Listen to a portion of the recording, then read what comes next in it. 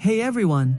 Welcome back. Today, I'm going to show you a super easy way to combine multiple PDF files into one single PDF using smallpf. If you're new here, don't forget to hit that subscribe button and ring the bell so you won't miss out on any of our helpful tutorials.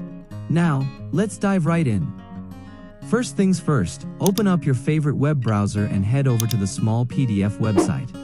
It's a fantastic online tool that offers a bunch of PDF-related services, including merging PDFs.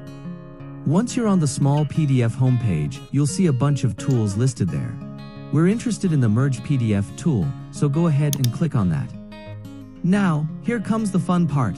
You can either drag and drop your PDF files right here or click on Choose File to browse through your computer and select the PDFs you want to combine. If you've uploaded multiple PDFs and you want them in a specific order, Small PDF makes it super easy. Just drag and drop to rearrange them until they're in the perfect sequence. Alright, we're almost there. Once you're happy with the order, click on Finish to start the magic.